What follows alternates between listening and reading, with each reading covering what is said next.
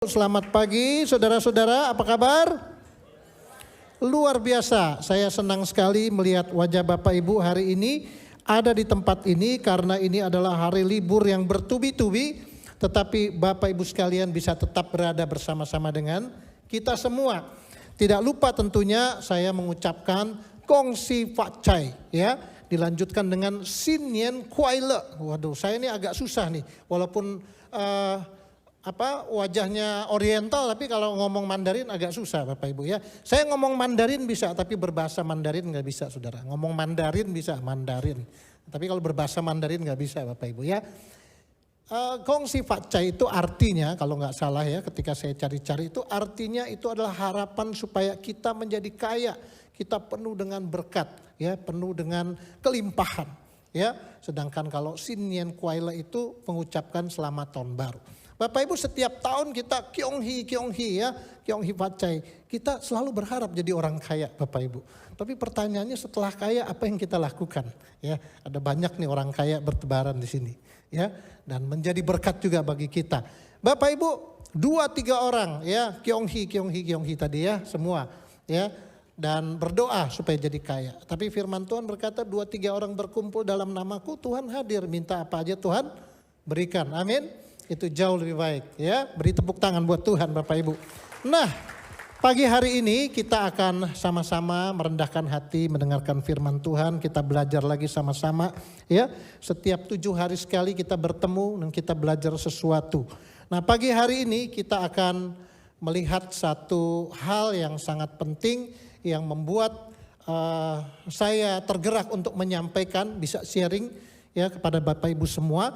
Saya sungguh menanti-nantikan tanggal 11 Februari hari ini karena saya bisa bersama-sama dengan Bapak Ibu Saudara. Saya bersama dengan istri dan kedua anak saya lengkap hari ini. Dan kami akan belajar bersama-sama juga tentang firman Tuhan yang sudah disiapkan.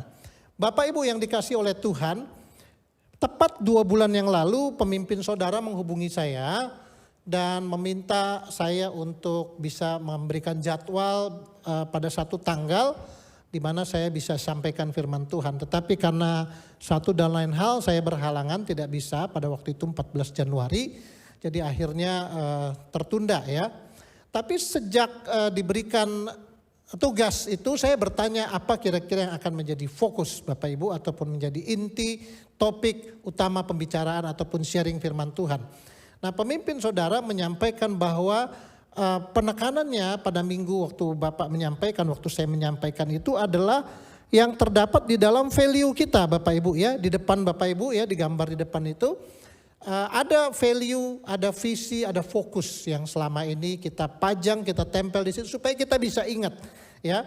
Nah, di antara visi, fokus dan value, kita lihat value-nya itu adalah yang akan kita belajar pada minggu ini adalah tentang value care, yaitu bagian E-nya yaitu excellent servanthood. Ya, itu yang menjadi tema utama kita pada minggu hari ini yang saya gumuli apa yang akan saya sampaikan. Nah, sejak saya diminta itu walaupun saya belum dapat tanggal berikutnya, saya sudah merenungkan, saya sudah memikirkan kalau sampai nanti saya memberikan sharing itu tentang excellent servanthood, apa yang akan saya sampaikan Bapak Ibu. Nah, satu hari di dalam perenungan saya membaca saya banyak nonton YouTube sehari-hari Bapak Ibu ya. Saya banyak nonton YouTube, saya banyak belajar di sana, saya belajar AI di situ, saya belajar public speaking di situ dan macam-macam saya belajar. Nah, ketika saya membuka-buka konten di YouTube saya suka lihat-lihat yang teknologi juga ya, salah satu yang saya sering lihat. Nah, salah satunya ada istilah yang menggelitik saya. Dikatakan bahwa iPhone ya 15 Pro Max itu dinobatkan sebagai kasta tertinggi di kelasnya iPhone saat ini ya. Bahkan sampai hari ini karena 16-nya belum keluar Bapak Ibu ya. Dan ketika saya buka internet saya tergelitik kenapa sampai disebut kasta. Itu handphone aja ada kastanya Bapak Ibu sekarang ya. Ada kastanya. Artinya apa? Dia itu maksudnya varian tertinggi di kelasnya. Nah, sebelum saya mulai jauh saya mau disclaimer dulu. Karena kita judulnya ini adalah Christianity Pro Max. Jadi ini tidak mengandung brand apapun, tidak mengarahkan kepada situasi-situasi tertentu karena ini masa tenang. Jadi ini memang murni kita belajar sama-sama tentang apa yang kita bisa ambil dari luar sana dan kita bisa praktekkan di dalam hidup kita, mengingatkan kita. Nah, ternyata di dalam satu artikel ya, itu dikatakan bahwa duduki kasta tertinggi. Inilah spesifikasi harga iPhone 15 Pro dan 15 Pro Max ya. Ketika saya klik, mereka juga mengatakan itu adalah kasta tertinggi. Nah, yang menarik, yang menggelitik saya adalah begini. Kalau handphone aja, kalau Apple saja, kerajaan Apple saja, sebuah perusahaan di dunia ya, dia bisa menciptakan satu produk demikian hebatnya sampai dibilang kasta tertinggi. Yang langsung ada di pikiran saya adalah kita sebagai orang Kristen, sebagai anak-anak Tuhan, apakah kita juga menjadi kasta varian tertinggi sebagai anak-anak Tuhan? Nah, itu yang menggelitik saya. Itu yang membuat saya akhirnya membuat satu tema seperti ini. Nah, untuk supaya saya bisa menyelami, mengetahui, saya pergilah ya, pada satu hari saya cari waktu, saya pergi dan saya datang ke tokonya, ke iBox. Dan saya tanya sama mbaknya, Mbak, apa handphone varian kasta tertinggi hari ini? Oh, hari ini yang paling tinggi adalah iPhone 15. Oh, oke. Terus yang paling tinggi sekali ada iPhone 15 Pro Max. Oh ya, coba mana lihat, saya pegang barangnya ini Bapak Ibu Saudara. Saya lihat dan saya tanya, harganya lumayan Bapak Ibu ya. Untuk varian tertingginya itu 1 tera adalah 33 juta rupiah Bapak Ibu. Ya, 33 juta rupiah Bapak Ibu bawa uang cash 33 juta rupiah kembali 1.000 Bapak Ibu ya. 32 juta 999 kembali 1.000 buat bayar parkir nggak cukup. Ya, jadi beli iPhone bawa 33 juta, pulang bawa duit 1.000 nggak bisa pulang karena nggak bisa bayar parkir. 1.000 doang kembalinya. Segitu mahalnya Bapak Ibu. Segitu mahalnya. Ya. Dan hari ini adalah kasta tertinggi, varian tertinggi. Seperti saya katakan tadi, yang menggelitik saya ketika saya buka ini adalah kalau di dunia, di kerajaan Apple pabriknya, itu dia bisa menciptakan sebuah varian dengan level Pro dan Max. Artinya ini udah varian paling mentok, ini ciptaan tertinggi di kelasnya. Pertanyaannya, kita ini siapa? Kita kan bukankah kita juga ciptaan terhebat, terdahsyat, tertinggi di kelasnya.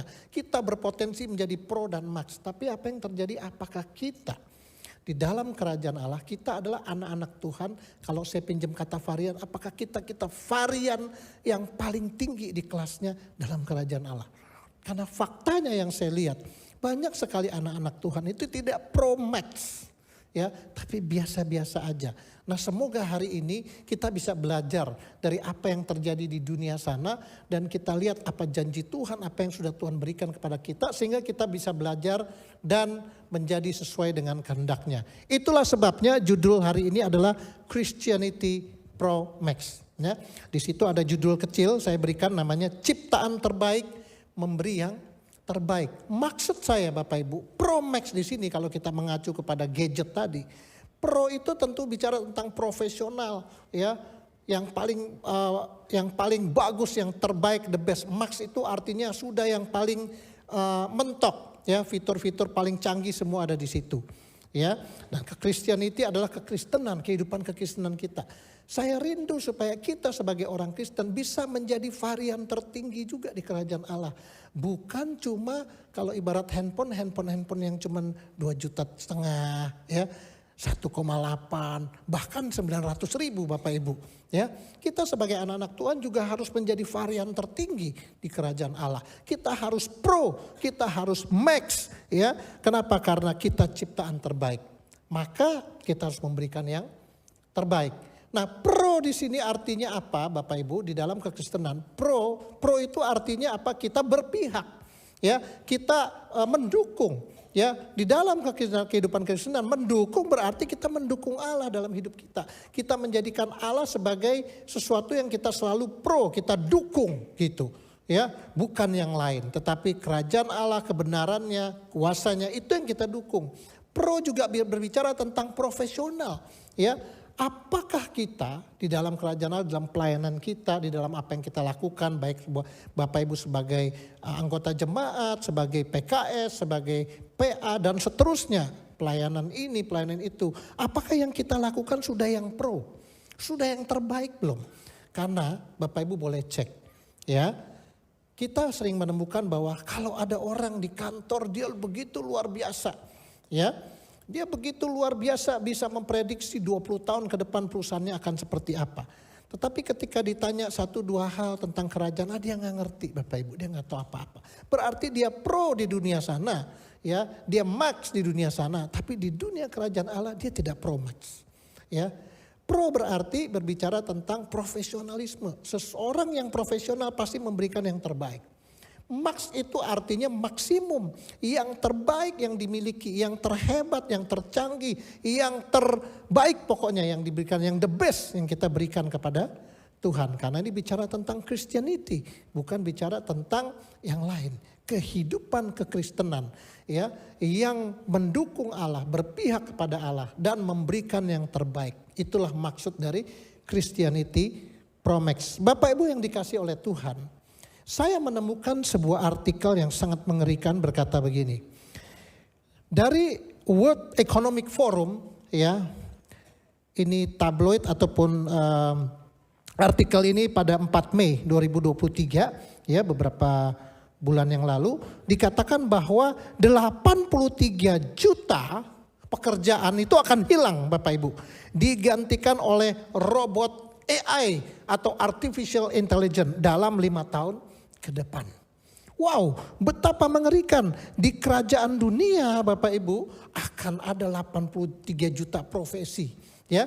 Tapi juga akan ada profesi yang muncul juga kalau Bapak Ibu lihat nanti di artikel tersebut, ya. Jadi kira-kira ada sekian puluh juta, masih tetap sekian puluh juta pekerjaan yang akan hilang gara-gara sudah diambil alih oleh robot, oleh AI. Saya pengguna aktif Artificial Intelligence. Tapi khotbah saya hari ini tidak dikeluarkan oleh ChatGPT, ya, karena ChatGPT Bapak Ibu mau khotbah bikin skripsi bisa langsung, ya, tapi ini bukan Bapak Ibu, ya, ini 100% hasil saya bertanya kepada Tuhan. Nah Bapak Ibu, profesi apa aja yang bakalan hilang? Contoh, ya, misalnya kasir, resepsionis, ya, bahkan driver, ya. Kalau di China kita tahu, ya, di Tiongkok itu udah ada mobil bis yang nggak ada supirnya dan itu tidak jalan di rel Bapak Ibu, di jalan biasa, ya, pakai roda bukan pakai rel. Jadi itu dia udah gak pakai driver. Ya, bahkan pilot kita tahu ada autopilot. Jadi jangan-jangan satu hari pilot pun tidak ada lagi. Ya, mereka yang melakukan pekerjaan analis yang bisa diprediksi itu sudah diambil alih oleh mesin dan teknologi. Bartender, ya. Tetapi kabar gembiranya Bapak Ibu, yang saya mau sampaikan, kenapa saya tampilkan slide ini, betapa mengerikan. Tapi ada yang luar biasa, gara-gara ini justru kita jadi luar biasa. Apa itu? Ini hanya terjadi di kerajaan dunia Bapak Ibu. Di kerajaan Allah, robot dan AI itu gak kepake karena Roh Kudus tidak bekerja sama dengan robot. Roh Kudus bekerja bersama dengan saudara dan saya. Kita manusia ciptaan terbaik tadi yang memberikan yang terbaik. Dengan saudara dan saya lah Roh Kudus mau bekerja. Ya, nah kalau kitanya menggunakan hikmat Tuhan lalu menggunakan AI dan teknologi bahkan robot untuk melayani Tuhan itu it's okay. Tapi Roh Kudus hanya bekerja sama melalui saudara dan saya. Amin. Jadi saudara dan saya sampai kapanpun kalau tetap di kerajaan Allah, ya, memberikan kontribusi, terlibat di dalam kerajaan Allah, saudara tidak akan pernah tergerus oleh artificial intelligence, tidak pernah digantikan oleh robot Bapak Ibu. Ya, mungkin pelayanannya bisa dilakukan oleh robot, tapi spiritnya tidak bisa didapatkan dari artificial spirit. Bapak Ibu yang dikasih Tuhan. Nah, itulah sebabnya kita pernah menggadang-gadang, kita pernah menaikkan tagar terlibat hebat, ya. Bapak Ibu tahu, ya, terlibat hebat itu sempat ada di antara kita dan saya ingin kita jangan melupakannya dan kita tetap ada di dalam tagar ini, terlibat hebat. Ya, apa bedanya sama terlihat hebat, Bapak Ibu? Ya, terlihat hebat sama terlibat hebat hampir mirip, ya. Tapi kalau digabung bisa aja Bapak Ibu. Ya, kalau kita terlibat hebat, maka gereja kita akan terlihat hebat, gitu ya. Tapi kalau gereja kita tidak terlihat hebat, jangan-jangan orang-orang di dalamnya tidak terlibat hebat. Jadi hashtag terlibat hebat ini kita perlu dengungkan Bapak Ibu. Kita perlu terus naikkan. Ya, nah Bapak Ibu yang dikasih Tuhan, ada sebuah statement yang saya temukan ketika saya merenungkan berkata begini, memberi yang terbaik, ya, itu bisa terjadi hanya ketika seseorang terlibat Bapak Ibu. Kalau seseorang tidak terlibat, bagaimana dia berkata saya memberikan yang terbaik? Ya, kalau dia tidak terlibat apa-apa, dari mana kita bisa tahu dia memberikan yang terbaik atau memberikan yang biasa-biasa aja? Jadi dengan terlibat kita baru bisa menjadi ciptaan terbaik yang memberikan yang terbaik. Kata kuncinya #terlibat hebat. Ada sebuah survei yang dibuat oleh ataupun diselenggarakan oleh Bilangan Research Center, ya, sebuah lembaga yang valid, mengatakan demikian Bapak Ibu, kalau kita bicara tentang terlibat, ya. Ada survei mengatakan hanya 1 dari 7 orang Kristen di Indonesia yang selama ini, ya, kita tahu kita semua bekerja, kita belajar, ya, studi, ya, kerja, ya, punya bisnis. Itu ternyata cuma 1 dari 7 yang benar-benar cenderung untuk Tuhan. Dia bekerja untuk Tuhan, dia belajar untuk Tuhan, dia bisnis untuk Tuhan, dia hidup untuk Tuhan. Ya, bukan untuk diri sendiri. Cuma 1 Bapak Ibu di antara 7. Artinya yang 6 itu mereka kerja ya buat dirinya sendiri, sekolah ya buat dirinya sendiri, hidup ya buat dirinya sendiri. Ini survei Bapak Ibu, ya, yang dilakukan oleh Bilangan Research sebanyak 1.137 orang. Ya, nah kalau gitu oke, kalau gitu baiklah saya mau buat Tuhan sekarang Pak Budi.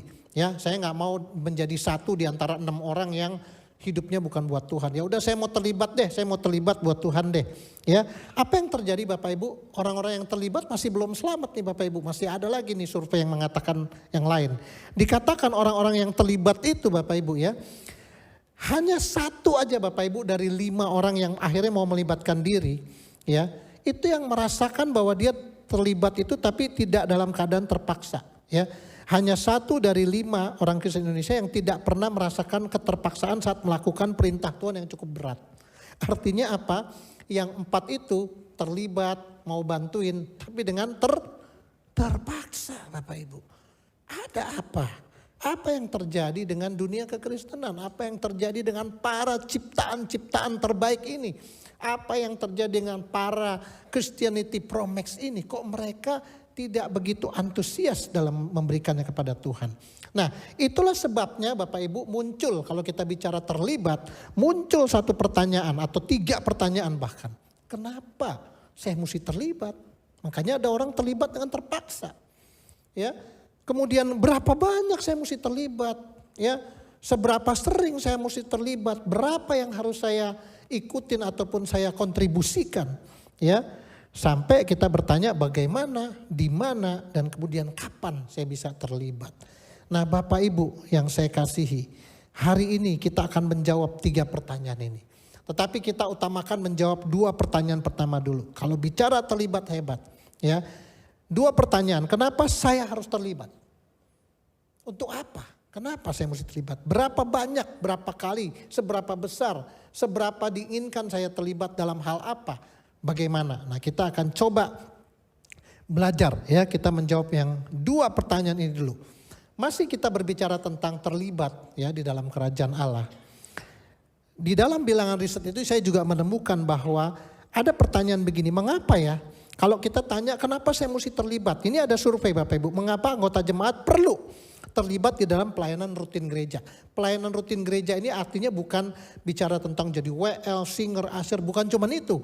Ya, pelayanan rutin gereja ya apa yang gereja buat, ya, kegerakan-kegerakan, proyek, program, apapun, ya. Nah, kenapa sih mesti terlibat anggota-anggota jemaat itu? Nah, kita lihat, ya. Apa sih yang terjadi kalau saudara bertanya kenapa saya mesti terlibat, kenapa saya mesti ada engagement dengan gereja, dengan pelayanan, kegerakan, proyek. Apa sih untungnya? Ya, nah kita lihat ternyata Bapak Ibu, ya, secara pribadi kalau kita terlibat di dalam pelayanan, di dalam kegerakan gereja, survei membuktikan 73%, ini besar sekali Bapak Ibu, ya, sebagian besar remaja di bawah 18 tahun yang memiliki iman yang aktif, itu ternyata mereka itu terbukti akan terus bertekun di dalam iman sampai dewasa. Ya, jadi dengan kata lain, kalau kita sebagai orang Kristen tidak hanya duduk diam datang hari Minggu ke gereja lalu pulang, ya, habis itu hari Kamis, Rebo, Jumat komsel, terus kemudian begitu lagi mengulangi tanpa melakukan apa-apa, ya, tanpa memiliki iman yang aktif, maka kita tidak bisa mengalami pertumbuhan iman yang dikatakan ini. Tapi sebaliknya, kalau ada orang ya dari umur 18 tahun ke bawah yang begitu, yang disebut dengan iman yang aktif, Bapak Ibu. Jadi bukan cuma beriman, tapi imannya dibuktikan, diaktifkan, diwujudkan, dipraktekkan. Kasih contoh ya, kita kan tahu ya bahwa kita sedang bergumul ya, kita sama-sama berjuang dan berdoa ingin membangun satu auditorium ya di Tunas Bangsa Cakung, supaya nanti satu hari kita punya tempat yang permanen ya, yang tidak ketika ada apa-apa mungkin kita bisa lari ke sana, kita bisa beribadah dulu di situ dan seterusnya. Nah, kita sedang dalam tahap membangun tempat itu ya. Lalu saudara berkata, oh saya beriman lah, itu pasti jadilah ya. Tapi hanya beriman saja ya, tidak pernah iman yang aktif, yang ikut terlibat ya, terlibat hebat di dalam proyek itu. Maka itu namanya iman yang tidak aktif. Iman yang aktif artinya kita punya iman tapi juga kita aktif, maksudnya aktif terlibat. Apa yang terjadi? Secara pribadi kalau orang terlibat katanya imannya akan terus bertumbuh ya. Bukan cuma itu dari sisi pribadi. Kalau ditanya kenapa saya mesti terlibat? Karena dengan terlibat iman kita terus bertumbuh ya. Yang kedua Bapak Ibu ya, kalau ditanya kenapa saya mesti terlibat ya, perlunya keterlibatan umat di dalam pelayanan rutin itu menimbulkan apa Bapak Ibu? Ternyata Bapak Ibu, survei menunjukkan bahwa keterlibatan atau engagement dari umat, dari kita semua, orang-orang percaya, ciptaan Tuhan yang luar biasa, di dalam pelayanan rutin itu akan meningkatkan apa? Rasa memiliki atau ownership. Jadi kalau Bapak Ibu kita terlibat, ternyata tumbuh rasa memiliki kepada gereja kita, kepada kegerakan kerajaan Allah. Beda kalau kita terlibat, mungkin kita tidak merasa memiliki. Ya. Dan apa selanjutnya? Kalau kita memiliki rasa memiliki tersebut, ya, sense of belonging tersebut, dalam survei dikatakan ya, pada gilirannya rasa memiliki yang kita tumbuhkan tadi itu ya akan menimbulkan rasa tanggung jawab, sehingga dikatakan mereka tidak mudah pindah ke gereja lain dengan alasan apapun ya. Jadi ternyata dengan kita terlibat ya, kita tidak mudah goyah ngelihat ada gereja lebih bagus ya, pengkhotbahnya lebih keren dan seterusnya Bapak Ibu ya. Dan saya lewat survei ini saya baru sadar bahwa ternyata pindah ya itu bukan karena fasilitas saja. Ternyata orang yang memiliki engagement, orang yang terlibat aktif ya, meskipun mungkin ada 1-2 case, itu ternyata bisa menumbuhkan rasa ownership, rasa sense of belonging, rasa kepemilikan, rasa bersama-sama, dan itu membuat mereka bertahan meskipun mungkin fasilitas tidak mendukung ya. Kita tahu kondisi tempat ini ya, ada banyak hal-hal yang penuh dengan kekurangan ya, tetapi puji Tuhan Bapak Ibu tetap ada di sini, tetap engagement dengan kita semua.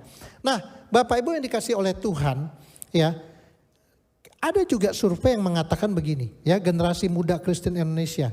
Ternyata Bapak Ibu, kalau Bapak Ibu bertanya ya kenapa saya mesti terlibat? Ternyata mereka yang terlibat dalam pelayanan itu akan lebih banyak ya, lebih banyak yang melakukan 4 hal ini. Kalau dia terlibat mereka akan lebih banyak melakukan bersaksi ya, ngajak orang ikut Tuhan ya, membimbing pertumbuhan rohani mereka, membaca Alkitab secara rutin, mengambil waktu untuk berdoa, dibandingkan daripada mereka yang cuma rutin beribadah. Jadi Bapak Ibu bayangkan betapa kita ini tidak di-encourage hanya duduk beribadah tanpa melakukan apa-apa. Ya, hanya hari Minggu sama hari Rebo. Minggu ibadah, Rebo komsel. Habis itu nggak ada apa-apa. Ya, kita perlu terlibat hebat. Kita perlu berkontribusi, kita perlu bergandengan tangan bersama satu dengan yang lain supaya kita bisa membangun bersama-sama. Karena itu adalah bukti bahwa kita ini ciptaan terbaik dan memberikan yang terbaik. Sedangkan memberikan yang terbaik tadi statementnya tidak akan terjadi atau terjadi hanya ketika orang terlibat. Ya. Nah, kalau kita nggak terlibat, akibatnya apa? Kita bisa suam-suam kuku. Ya, kita bisa lemah, tidak semangat, bahkan akhirnya mati rohani. Sehingga ada gereja bagus sedikit pindah, ada menarik sedikit pindah, ya. Atau kita mulai tidak mengasihi tempat di mana kita berada. Berikutnya Bapak Ibu, ya, bicara tentang kita perlu terlibat ya. Ternyata ada survei ya, perhatikan nih orang-orang muda ya. Hanya 1 dari 3 orang muda Kristen ya. Ini banyak dewasa muda di sini, banyak anak-anak muda. Itu yang benar-benar menantikan datangnya ibadah hari Minggu atau kebaktian kaum muda di gerejanya. Ini adalah hasil survei loh Bapak Ibu. Ya, ternyata hanya 1 dari 3 orang remaja itu yang merindukan kebaktian, terlepas dari kebaktiannya bagus atau jelek atau alasan apapun. Tapi kalau kita berbicara ya di awal tadi kita ini adalah ciptaan terbaik, mau memberikan yang terbaik, ini masih jauh. Ya, kenapa? Karena tertarik ke gereja aja enggak. Hanya 1 yang tertarik di antara 3, yang 2 enggak tertarik ke gereja. Jadi boro-boro sedangkan dia ke gereja aja tidak bikin apa-apa, itu enggak terjadi. Ya, tidak terjadi yang namanya terlibat hebat. Itulah sebabnya kita harus belajar pagi hari ini ya, bahwa kita sebagai anak-anak Tuhan jangan berpangku tangan. Kita perlu bersama-sama ya aktif. Nah, terakhir kita lihat kalau di Komsel coba. Ya, di sini dikatakan frekuensi persekutuan keluarga, sebut saja Komsel begitu ya, dalam 1 bulan terakhir ya. Itu apakah mereka terlibat berperan di dalam pelayanan di gereja? Ya, kembali lagi pelayanan di gereja bukan WL Singer, macam-macam banyak sekali. Ya, ternyata ya anggota jemaat ya itu hanya 17% yang aktif mau terlibat. Sisanya 50% lebih, artinya sebagian besar itu tidak mau terlibat, Bapak Ibu. Ini adalah fakta. Ya, makanya Bapak Ibu ya, kita nggak terlihat hebat karena banyak orang yang tidak terlibat hebat. Ya, itulah sebabnya pagi hari ini menjelang siang kita sama-sama belajar. Ya, kita sudah tahu sekarang ya, kenapa saya harus terlibat, berapa banyak harus terlibat. Nah, apa kata firman Tuhan? Kalau kita ini harus terlibat, harus berada dalam pelayanan, tetap bersama-sama melakukan sesuatu, tidak jadi penonton saja. Apa kata firman Tuhan tentang itu? Ya, dikatakan di dalam firman Tuhan, yaitu di dalam Efesus 2 ayat 10, karena kita ini apa? Buatan Allah, diciptakan dalam Kristus Yesus untuk melakukan apa? Pekerjaan baik. Pekerjaan baik ini ternyata sudah dipersiapkan Allah sebelumnya, jauh-jauh hari, zaman dahulu kala.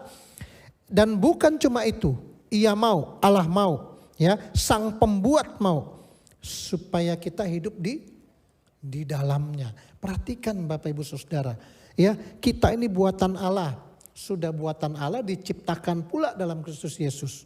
Untuk apa semua itu diciptakan, terus dilahirkan kembali, ya, diciptakan kembali untuk melakukan pekerjaan baik. Untuk supaya Bapak Ibu terlibat hebat.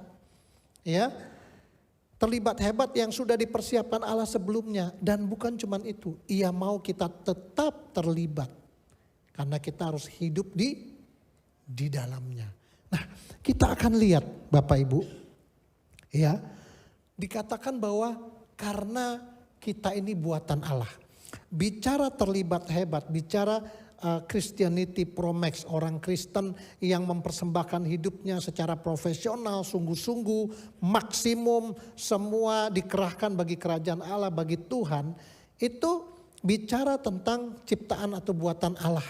Nah, di dalam Alkitab Bapak Ibu, ya, di dalam Alkitab, buatan Allah yang terlibat hebat ini, ya, khususnya di perjanjian lama bahkan di perjanjian baru, mereka adalah orang-orang yang ciptaan-ciptaan Allah, buatan-buatan Allah yang bukan saja terlibat hebat Bapak Ibu, tapi mereka juga mengusung. Mereka adalah orang-orang tokoh-tokoh di Alkitab yang excellent servanthood, ya, sesuai dengan fokus kita, ya, excellent servanthood. Pertanyaannya, excellent servanthood itu apa? Ya, jadi excellent servanthood itu adalah melakukan yang terbaik dengan hati hamba. Jadi sikap hatinya sebagai hamba, tetapi tindakannya adalah memberikan yang terbaik. Bapak Ibu, kalau kita punya, ya, asisten rumah tangga, ya, yang selalu memberikan yang terbaik, kita kan pasti senang sekali. Ya, kita adalah hamba di hadapan Tuhan, kita anak, tapi kita juga waktu kita melayani kita adalah hambanya. Betapa senangnya Sang Pencipta Tuhan kita kalau kita memberikan yang terbaik, begitu. Ya, nah, mari kita lihat, ya, Karena kita ini buatan Allah. Siapa saja ciptaan Allah, buatan Allah yang terlibat hebat di zamannya, yang excellent servanthood. Kita lihat satu persatu ya. Ada Abraham di situ. Abraham itu memberikan anaknya yang tunggal Bapak Ibu. Satu-satunya yang terbaik yang dia miliki, dia berikan buat Tuhan. Abraham bukan cuma terlibat hebat, tapi dia adalah seorang yang excellent servanthood. Minggu lalu Pak Budi Setiawan menyampaikan ya, janda Sarfat. Saya menulisnya dia itu memberikan nasibnya, hidupnya. Ya, di dalam 1 Raja-Raja 17 ayat 12 dikatakan bahwa perempuan itu menjawab, demi Tuhan Allahmu yang hidup, sesungguhnya tidak ada roti padaku sedikit pun kecuali cuma segenggam tepung dalam tempayan dan minyak dalam buli-buli yang sedikit. Dan sekarang aku sedang kumpulkan 2-3 potong kayu api, kemudian aku mau pulang mengolahnya bagiku dan anakku. Setelah kami memakannya maka kami mati. Bayangkan setelah makan mati Bapak Ibu, apalagi kalau nggak dimakan diminta ya rotinya. Tetapi kita tahu minggu lalu Pak Budi Setiawan menyampaikan bahwa janda Sarfat ini memberi apa yang dia miliki, yang terbaik yang dia punya. Ya, satu-satunya yang merupakan nasibnya, hidupnya dia berikan. Ada lagi di dalam perjanjian baru janda miskin yang memberikan uang di bait Allah. Ya, Markus 22 ayat 44. Markus 12 maksud saya ayat 44 ya. Tetapi janda ini memberi dari kekurangannya semua yang ada padanya, itu seluruh nafkahnya. Kalau tadi janda Sarfat seluruh hidupnya, ini seluruh nafkahnya, semua yang dia miliki. Ya. Yang keempat Bapak Ibu, bukan cuma Abraham ya, kemudian janda Sarfat, janda miskin yang memberi persembahan di bait Allah. Yang keempat ada Maria juga. Ada Yusuf yang selalu kita kenang kisahnya, pengorbanannya setiap kali mau Natal. Dan tentu saja Tuhan Yesus ya. Namun Bapak Ibu tahu nggak, bukan cuma 4 tokoh ini ya yang terlibat hebat ya, yang memberikan excellent servanthood. Yang kelima siapa Bapak Ibu mau tahu? Yang kelima adalah Bapak Ibu, saudara dan saya. Apa buktinya? Hari ini buktinya Bapak Ibu lihat kiri kananmu. Ya, ini adalah orang-orang yang sebenarnya terlibat hebat dan excellent servanthood. Cuman hari ini kita belajar meningkatkan sampai pro, sampai max. Ya, buktinya apa? Bapak Ibu sampai hari ini ya, memberi diri untuk tetap bersama-sama dengan kita di tengah-tengah segala kekurangan, kelemahan gereja kita. Baik manajemennya, sistemnya, pelayanannya, bahkan gedungnya, fasilitasnya. Banyak kekurangan mungkin. Tapi Bapak Ibu terbukti sampai hari ini masih bersama-sama dengan kita. Puji Tuhan Bapak Ibu. Ya, kita bisa melanjutkan ya, memberikan yang terbaik. Nah, memberi yang terbaik Bapak Ibu, ya ada sebuah statement yang saya temukan juga. Memberi yang terbaik itu bukanlah sudah melakukan. Yang penting saya sudah lakukan. Yang penting udah beres ya, udah jadi tuh barangnya. Udah selesai pelayanannya. Bukan cuma itu. Memberi yang terbaik itu adalah sudah melakukan yang terbaik. Bukan cuma sekedar melakukan, tapi yang terbaik. Ini sangat mudah diuji, ini sangat mudah dilihat ya dalam pelayanan-pelayanan kita. Apakah kita persiapan kita seperti apa waktu mau pelayanan dan seterusnya. Nanti di terakhir saya akan cerita bagaimana saya juga berjuang dan berusaha memberikan yang terbaik untuk bisa berdiri di tempat ini hari ini. Nah, ayat tadi mengatakan bahwa kita ini buatan Allah. Ya, dikaitkan dengan terlibat hebat. Kita ini buatan Allah, bukan cuma itu. Kita diciptakan di dalam Kristus Yesus untuk melakukan pekerjaan baik yang dipersiapkan Allah sebelumnya. Ia mau supaya kita hidup dalamnya. Pertanyaannya, kenapa ada kata diciptakan dalam Kristus Yesus? Kita ini buatan Allah, nggak cukup. Tambah lagi, diciptakan dalam Kristus Yesus. Begini Bapak Ibu Saudara, di dalam misi Bapak yang kita dengar dari Pak Lukas, dikatakan bahwa Allah punya misi. Lalu Allah memberikan misi ini kepada Adam dan Hawa. Ya, kita sebut saja dia Adam yang pertama. Dan ternyata misi itu gagal gara-gara dia jatuh ke dalam dosa makan buah apel. Nah, tetapi Allah dengan misinya tidak berhenti Bapak Ibu. Dia tetap ingin melanjutkan misinya sehingga dia mengutus anaknya ya untuk menggenapi misi ini. Karena misi yang pertama gagal, Ya, karena misi di tangan Adam yang pertama gagal, maka Yesus disebut Adam yang kedua. Kenapa namanya Adam yang kedua? Karena dia melanjutkan misi yang diterima oleh Adam. Makanya disebutnya Adam kedua. Nah, Adam kedua yang namanya Yesus ini bagaimana caranya? Ya, dia menjalankan misi Bapa. Caranya adalah dia mati di kayu salib menebus Bapak Ibu Saudara dan kita. Jadi kalau saya di dalam kelas saya di Calling Driven Life, saya selalu bertanya, untuk apa Yesus mati, untuk apa Yesus disalib? Jawaban rata-rata Bapak Ibu ya, supaya kita ditebus dosanya, supaya mati masuk surga dan seterusnya. Itu semua jawaban benar. Jarang nemu jawaban yang salah Bapak Ibu kalau pertanyaannya seperti itu. Tapi masalahnya pertanyaan itu belum selesai, belum komplit. Untuk apa Yesus mati di kayu salib? Supaya menebus dosa kita. Setelah ditebus terus ngapain? Ya supaya saya bisa ke gereja, bisa menyembah Tuhan. Setelah itu ngapain? Dan seterusnya. Karena ujung-ujungnya Tuhan Yesus mati di kayu salib adalah mencipta ulang Bapak Ibu sekalian di dalam darahnya. Menebus ya, menciptakan ulang kita dalam Kristus supaya kita bisa melanjutkan misi Bapa itu. Itu tujuannya kenapa ada ayat ini berkata kita buatan Allah tapi gara-gara dosa Adam kita ternoda, kita memiliki dosa asal ditebus ulang oleh Yesus. Supaya misi Bapak jalan terus dalam hidup Bapak, Ibu dan Saudara dan saya. Ya. Nah setelah ditebus ulang untuk ngapain? Untuk melakukan pekerjaan baik. Untuk terlibat hebat dalam konteks gereja kita Abalov Kelapa Gading di KTC maupun di JGC. Apa konteksnya pekerjaan baik itu? Nah Bapak Ibu punya panggilan masing-masing, punya kerinduan masing-masing. Tapi kita harus terlibat di dalamnya. Dan bukan cuman itu, Ia mau supaya kita hidup di dalamnya. Kasih contoh, pembangunan auditorium Tunas Bangsa di Sekolah Tunas Bangsa Cakung itu mungkin hanya sekedar ya proyek yang mungkin ada umurnya. Ya mungkin tahun ini atau paling lama 2 tahun selesai proyek itu. Ya, Bapak Ibu yang saya mau berkontribusi, saya mau terlibat hebat. Tapi ketika proyek itu selesai, Bapak Ibu selesai juga terlibat hebatnya. Enggak, kita join lagi, kita gabung lagi, kita engage lagi, kita terlibat lagi dalam proyek yang lain. Kenapa? Karena ayatnya berkata, Ia mau supaya kita hidup di dalamnya. Hidup di dalam ciptaan yang melakukan pekerjaan baik tersebut. Ya, nah itulah sebabnya Bapak Ibu, di dalam judul tema hari ini Christianity Pro Max, ya orang-orang Kristen yang mendukung Allah, berpihak kepada Allah dan memberikan yang terbaik. Tulisannya subtemanya adalah ciptaan terbaik memberi yang terbaik. Kita sudah keburu diciptakan menjadi ciptaan terbaik. Bapak Ibu tentu saya tidak perlu jelaskan lagi bahwa kita ini adalah ciptaan terbaik. Karena kita lebih dari malaikat, lebih dari segala-galanya. Semua disetting ulang, semua disetel, disiapkan, baru kita diciptakan.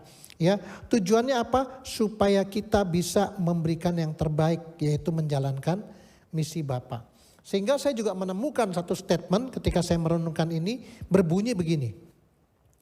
Cara memaknai bahwa kita ini ciptaan terbaik adalah gimana Bapak Ibu? Gampang. Kita memberikan yang terbaik kepada pencipta kita. Begitulah cara kita memaknai kalau kita ciptaan terbaik.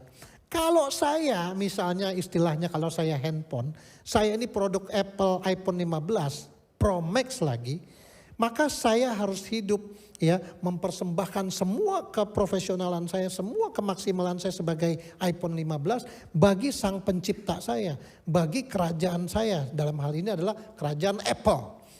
Nah, kita adalah ciptaan, kita adalah varian tertinggi. Ya, kita diciptakan sempurna oleh Allah. Nah, bukankah berarti kita juga wajib memberikan yang terbaik? Bukankah kita perlu terlibat hebat, bukan terlibat biasa-biasa di dalam kerajaan Allah, di dalam Tuhan? Ya, karena apa? Karena kita ciptaan terbaik, bukan ciptaan terbalik. Ya. Apa bedanya ciptaan terbaik sama ciptaan terbalik? Cuman beda dikit Bapak Ibu. Ya, pada waktu Allah menciptakan langit dan bumi dan kemudian terakhir menciptakan manusia. Allah memberi perintah, kamu kuasai itu yang namanya tumbuhan. Kamu kuasai itu yang namanya hewan. Oke siap, itu ciptaan terbaik Bapak Ibu. Tapi ternyata hidup manusia setelah pasca kejatuhan jadi ciptaan terbaik. Yang tadinya harus menguasai tumbuh-tumbuhan, dikuasai oleh tumbuh-tumbuhan. Apa itu dikuasai tumbuh-tumbuhan Bapak Ibu? Ya, banyak orang yang terikat narkoba ditundukkan oleh psikotropika, itu tumbuh-tumbuhan yang diolah sedemikian rupa sampai orang jangankan ingat Tuhan, ingat dirinya sendiri aja enggak gitu ya. Karena tumbuh-tumbuhan itu harusnya kita menguasai itu, bukan itu menguasai kita. Ini namanya bukan ciptaan terbaik, ini ciptaan terbalik. Ya. Kemudian apalagi Bapak Ibu, kita diperintahkan kamu kuasai hewan-hewan. Kenyataannya manusia dikuasai oleh hewan ya, oleh virus, oleh bakteri. Ya, itu ada, tapi harusnya kita ciptaan terbaik berpikir mempersembahkan yang terbaik, menemukan obatnya dan seterusnya. Ya, nah puji Tuhan ya, anak-anak Tuhan juga banyak berkontribusi bidang teknologi, bidang kesehatan dan seterusnya. Nah itulah yang harus juga terjadi dalam hidup kita sebagai anak-anak Tuhan. So, ya, jadi pertanyaannya, ya, kita sudah tahu kenapa kita harus terlibat. Ya, seberapa banyak kita terlibat, ya, seluruh hidup kita, sepanjang hidup kita, Ia mau supaya kita hidup di dalamnya. Jadi selama kita hidup kita harus terlibat. Ya, kita harus menjadi ciptaan Allah yang melakukan pekerjaan baik. Yang berikutnya pertanyaan terakhir adalah sekarang bagaimana? Ya, di mana dan kapan? Ya, saya harus terlibat. Ya, kalau kita berbicara tentang bagaimana, di mana, kapan, ya, saya juga menemukan lagi satu quotes ya, dikatakan bahwa mengenal pribadi Allah itu berarti mengenal panggilannya secara pribadi dalam diri kita. Setiap Bapak Ibu Saudara pasti punya panggilan hati. Ada yang tergerak pengen memberkati dunia bisnis, ada yang tergerak mau memberkati bidang sosial, ada yang tergerak bidang apapun, ya. Nah selama ini tuh bisa mati karena kita nggak pernah check in, kita nggak pernah terlibat di dalamnya, sehingga itu kan mati. Itu passion yang ada dalam diri kita itu tidak terjadi karena kita tidak terlibat. Jadi kata kuncinya adalah terlibat, Bapak Ibu. Ya, nah jadi bagaimana? Ya, bagaimana kita bisa terlibat? Gampang Bapak Ibu. Dimulai dari mana? Bagaimana caranya? Dimulai dari saya. Ya, jangan menuntut orang lain, jangan menyuruh orang lain. Kita dimulai dari saya, terlibat langsung. Ya, langsung artinya jangan menunggu lagi, ya, jangan pakai banyak prosedur. Kita langsung apa yang menjadi kerinduan kita, apa proyek yang ada di depan mata kita, apa yang kita bisa bantu, langsung terlibat. Ya, terus di mana? Ya, saya harus terlibat di mana? Enggak usah jauh-jauh Bapak Ibu. Ya, mulai kalau tadi dimulai dari saya, ya, di mana mulainya? Dimulainya dari sini di gereja. Kasih contoh Bapak Ibu. Bicara memberikan yang terbaik di gereja. Itu tiap hari Minggu aja Bapak Ibu cek. Saya sampai hari ini, kalau enggak salah Juli tahun lalu, satu hari saya pergi ya ke di antara kita dan saya penyembahan, saya di belakang, saya memperhatikan waktu kita penyembahan Bapak Ibu praise and worship. Saya melihat banyak orang-orang yang mematung Bapak Ibu. Sementara WL sudah memberikan yang terbaik, loncat-loncat kita masih mematung beberapa. Banyak, sebagian besar. Mungkin kalau dari 180 Bapak Ibu, saya perhatikan, nah itu menggelitik saya. Ya. Ketika penyembahan ya semua sudah ready, semua sudah menyembah Tuhan. Saya melihat banyak orang-orang yang tidak terlibat dalam penyembahan. Itu dari gereja aja. Nah maukah kita mulai hari ini, mulai minggu depan, kita penyembahan, kita ikut terlibat yang betul. Kita sungguh-sungguh ya memuji dan menyembah. Bukan cuma itu, kita naik lagi yang lebih tinggi lagi. Kegerakan-kegerakan yang ada di gereja ini. Yang dibangun, dibuat untuk kita menjadi berkat di tengah bangsa kita, di apapun pekerjaan Tuhan yang dibuat oleh gereja ini, apakah kita mau terlibat? Ya, mulai dari situ aja. Hati ini depan mata kita apa? Mungkin ada proyek pembangunan auditorium, itu paling gampang, paling real. Kita bisa langsung terlibat, gak usah jauh-jauh. Terus kapan Bapak Ibu? Kapan? Nanti tunggu ya, saya doa dulu ya, tentu kita perlu berdoa, atau nanti tunggu ini, tunggu saya kaya dan sebagainya.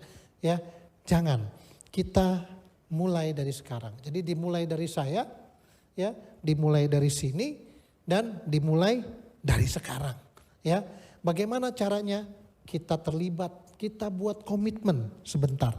Kesimpulan Bapak Ibu, ya, kita tahu bahwa untuk atau sebagai excellent servanthood, kita ini adalah orang-orang yang pertama adalah sadar. Tadi kami habis ngobrol, ya. Di habis ibadah 1 kita ngobrol-ngobrol sama para koordinator PA sama PA PKS ya.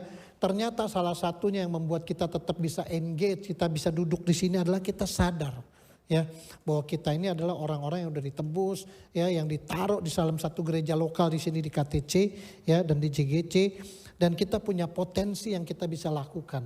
Jadi kita yang pertama kita mesti sadar Efesus 2 ayat 10 ini, kita buatan Allah, lalu karena gagal dicipta ulang oleh Yesus dengan tujuan apa? Melakukan pekerjaan baik.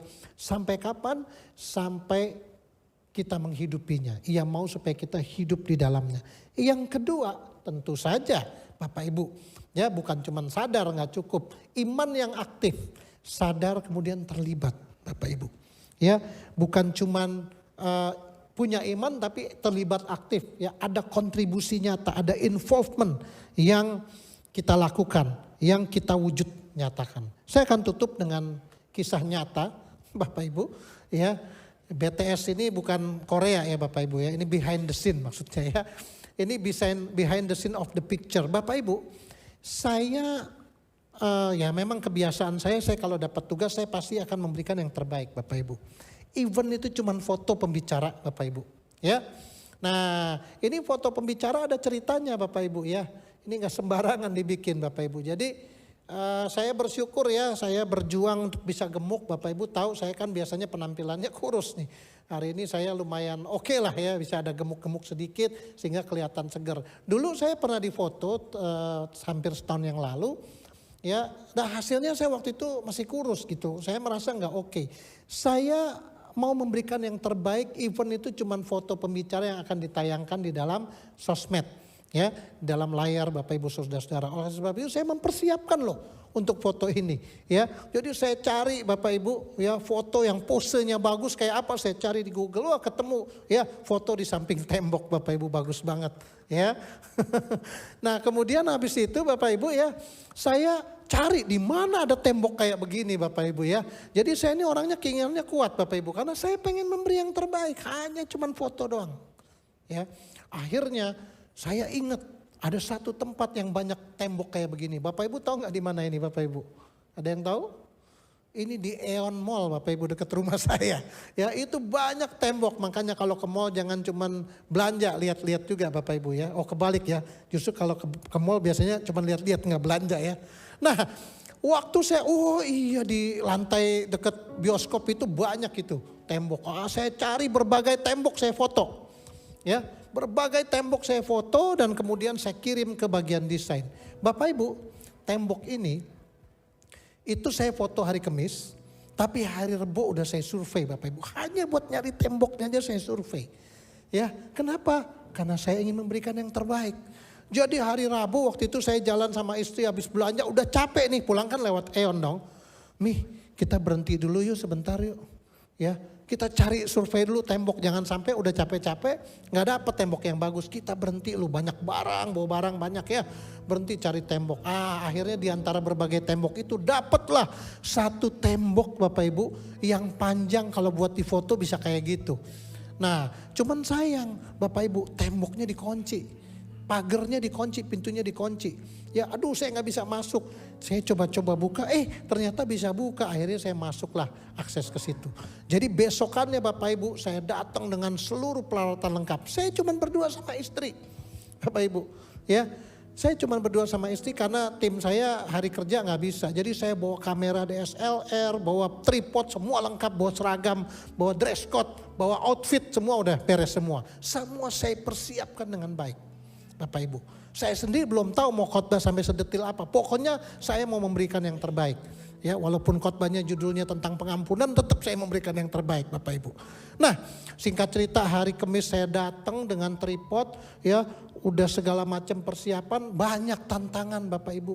Ternyata terlibat hebat itu banyak tantangan Bapak Ibu. Ini gak gampang nih moto ini.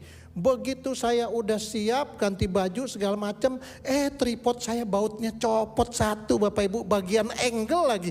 Jadi itu kamera saya gak bisa berdiri. Kenapa saya perlu ada tripod? Karena saya gak bawa kameramen, gak bawa fotografer. Istri saya kan bukan fotografer ya, tapi komporgrafer Bapak Ibu. Ya kan? Jadi aduh gimana ya, saya udah stres ini, aduh kayaknya saya udah nyerah deh, susah banget. Tapi karena semangat ingin memberikan yang terbaik, istri saya keliling cari selotip Bapak Ibu ya. Karena pakai tali, pakai apa nggak bisa, pakai selotip. Dia cari Bapak Ibu nih, istri saya cari selotip, akhirnya dapat di salah satu pedagang makanan, dapat pinjaman selotip. Kita gulung-gulung itu tripodnya. Tapi masih nggak kokoh juga, cuman gimana ya, waktu jalan terus nih. Akhirnya saya masuklah ke lorong itu, kita siap-siap mau foto. Nah saya nggak suruh ke istri saya pakai timer. Karena kan saya takut istri saya mungkin kurang mahir atau kurang goyang ya. Saya pakai tripod, pakai timer. Dan timer saya nggak ngerti Bapak Ibu, saya nggak jago kamera. Saya nyari dulu ya, di mana ini, aduh berjam-jam Bapak Ibu Saudara cuma mendapatkan foto ini. Kenapa? Karena saya ingin memberikan yang terbaik. Begitu saya mau foto, tantangan belum selesai Bapak Ibu. Satpam masuk Bapak Ibu, nyamperin saya dari jauh. Cuk. Aduh saya bilang masalah lagi nih. Udah 3 masalah gue belum selesai. Datang lagi yang keempat masalah lagi. Bapak Ibu dia bilang apa? Mohon maaf Pak, Bapak telah melakukan 2 pelanggaran katanya. 2 pelanggaran Bapak Ibu. Apa aja pelanggarannya Pak? Pertama, Bapak telah menerobos akses yang nggak boleh, karena itu dikunci, saya buka Bapak Ibu ya. Habis tembok yang paling panjang cuman dia Bapak Ibu, yang lain pendek-pendek semua. Jadi kalau di foto ujungnya bisa kelihatan yang lain. Oh gitu ya, minta maaf Pak. Yang kedua Bapak, Bapak kalau moto pakai kamera profesional ini nggak boleh Pak, mesti ada izinnya. Aduh saya udah keringetan, udah capek, udah berjuang benerin tripod, udah siap moto, habis itu pengen buru-buru pulang, udah gue nggak mau lagi dah. Ada aja nggak jadi lagi saya foto, tapi saya tidak mau menyerah. Udah mau menyerah, tapi saya bangkit lagi. Ya istri saya saksinya Bapak Ibu, saya udah mau nangis, saya udah, pokoknya udah luar biasa. Masa cuman foto aja susah bener. Saya bilang ayo Pak kita ke manajemen.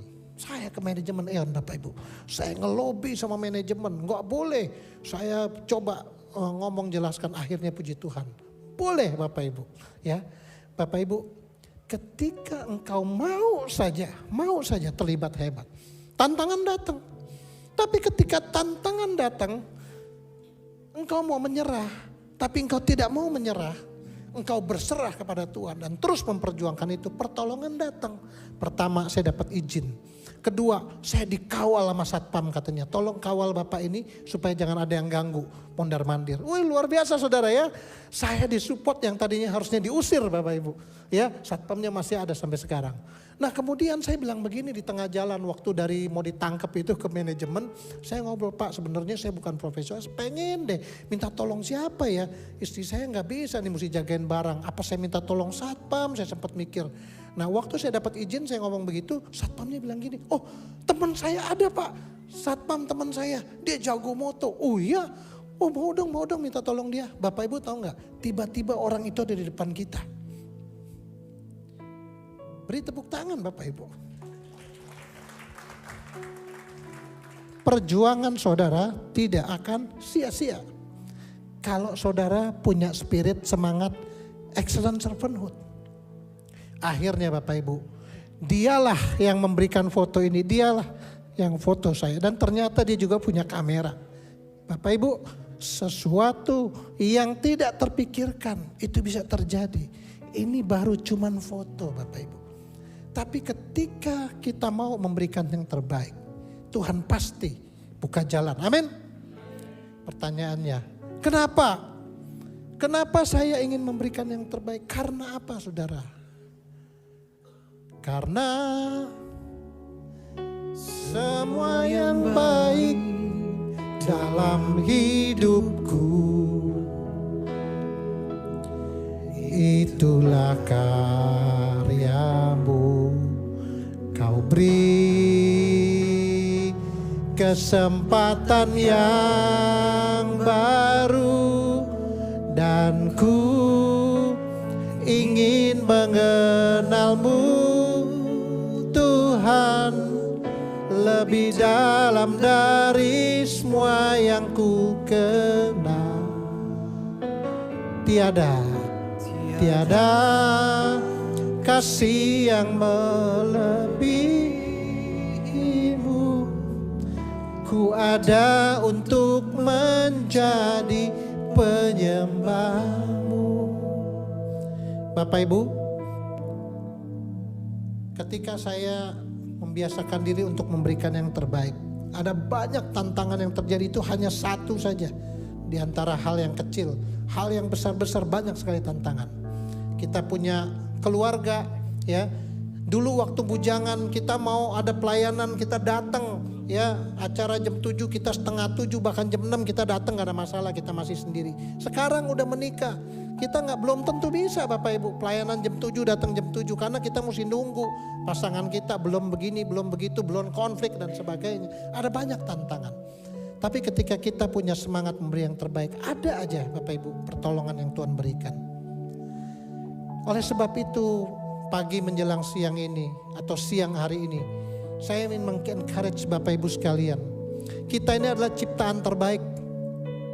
Oleh sebab itu kita sudah seharusnya kita memberikan yang terbaik. Kenapa? Karena kita adalah ciptaan yang paling mulia Bapak Ibu. Itu jawabannya, itu alasannya. Enggak mungkin kita ciptaan yang mulia tapi kita hanya memberikan yang sekedarnya kepada Tuhan. Tapi giliran untuk diri sendiri kita memberikan yang bagus-bagus, yang paling the best. Yang profesional hanya ada di dalam karirku, yang maksimal hanya di dalam studiku. Tapi kalau untuk Tuhan, saya cuman yang biasa-biasa aja. Pagi hari ini tadi, ya, bagaimana atau di mana, kapan kita melakukan ini? Sekarang, saat ini kita berkomitmen. Kita ambil komitmen. Karena semua yang baik,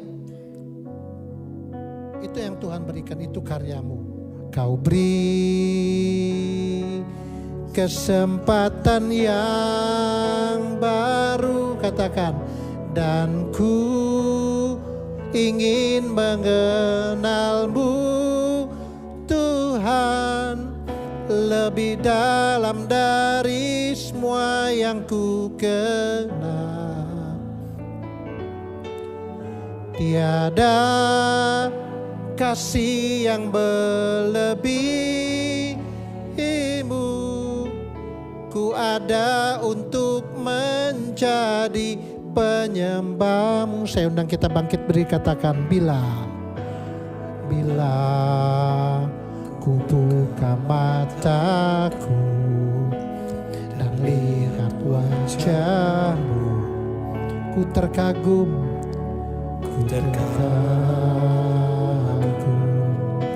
bila ku lihat hidup. Kalau kami lihat hidup kami Tuhan, dan karya-karya tangan-Mu, pertolongan-Mu Tuhan, ku tersanjung. Kenapa kami tersanjung Tuhan? Karena semua yang baik dalam hidupku itu adalah perbuatan-Mu, tindakan-Mu, pertolongan-Mu Tuhan. Engkau sudah memberikan kesempatan yang terbaik bagi kami. Kesempatan yang baru, dan ku ingin mengenalmu Tuhan lebih dalam dari semua yang ku kenal. Oh, tiada kasih yang melebihimu. Ku ada untuk menjadi penyembahmu. Setelah kita mendengarkan firman Tuhan, sharing kesaksian, hari ini sebelum kita pulang dan kembali kepada aktivitas kita masing-masing, saya ingin memastikan kita semua memiliki komitmen di hadapan Tuhan. Yang pertama, kalau engkau hari ini mungkin belum terlibat apapun, engkau memiliki potensi, sesungguhnya engkau punya sesuatu yang engkau bisa berikan bagi kerajaan Allah, tapi engkau belum terlibat. Hari ini, kapan, di mana, bagaimana memulainya? Saat ini mulai dengan komitmen. Mulailah dengan komitmen siang hari ini, detik ini. Kalau engkau orangnya, Tuhan saya mau berkontribusi bagi kerajaan Allah, saya mau engage Saya mau terlibat hebat, saya mau terlibat dalam pelayanan, dalam apapun kegerakan Tuhan. Kalau engkau orangnya, taruh tanganmu di dada Bapak Ibu, supaya ketika kita pulang kita membawa sesuatu, membawa dampak dalam hidup kita. Yang kedua Bapak Ibu, ada orang-orang yang mungkin sudah terlibat hari ini, tapi pertanyaannya, apakah engkau masih menjalankan kekristenanmu yang pro max, yang memberikan keprofesionalisme yang maksimum yang kau berikan? Atau karena engkau sudah biasa terlibat, sudah biasa melayani, nggak pakai persiapan lagi, nggak pakai koordinasi lagi, karena udah saking biasanya semua berjalan begitu saja, sehingga pelayanan itu jadi biasa-biasa aja, hambar. Engkau yang sudah terlibat, tapi engkau hari ini mau komitmen, saya mau terlibat lebih hebat lagi, lebih dahsyat lagi, saya mau terlibat sungguh-sungguh lagi, sampai saya menjadi ciptaan terbaik, memberikan yang terbaik. Taruh juga tanganmu di dada. Saya mau berdoa buat Bapak Ibu sekalian. Nah, hari ini saya berdoa, Bapak, kami berdoa buat anak-anak-Mu Tuhan yang menaruh tangan di dada. Kami percaya Tuhan bahwa Engkau menciptakan kami bukan kebetulan sebagai ciptaan yang terbaik bahkan terhebat, tetapi Engkau punya maksud. Hanya saja Tuhan, kami belum disadarkan. Hari ini kami sadar karena kami sudah mendengarkan Efesus 2 ayat 10. Yang kedua, kami mau melakukan tindakan nyata, iman yang aktif, yaitu kami mau terlibat. Mulai dari komitmen, dimulai dari saya. Hari ini saya mau ambil komitmen. Kami mengambil komitmen Tuhan yang meletakkan tangan di dada. Untuk selanjutnya ada kasih karunia turun atasmu, ada hikmat turun atasmu, ada pertolongan turun atasmu, sehingga engkau sanggup melakukan itu. Engkau dapat melakukan potensimu di dalam semua karya Allah yang nyata, di dalam gereja ini, di dalam proyek di tempat ini, di dalam kerajaan Allah, di tempat di mana engkau ditanam. Terima kasih Bapak, aku berdoa buat semua anak-anak-Mu yang hadir di sini, agar mereka boleh terlibat hebat satu sama lain, sehingga kerajaan Allah terlihat hebat dan membawa dampak bagi kerajaan Allah. Terima kasih Bapak. Demikianlah firman Tuhan sudah disampaikan, biarlah itu menjadi rema, bahkan menjadi daging, bahkan menjadi kenyataan dalam kehidupan kami, sehingga nama Tuhan dan kerajaan Allah dimuliakan. Terima kasih, segala puji, hormat dan syukur hanya bagi-Mu. Di dalam nama Tuhan Yesus kami berdoa, dan kita semua yang percaya katakan amin.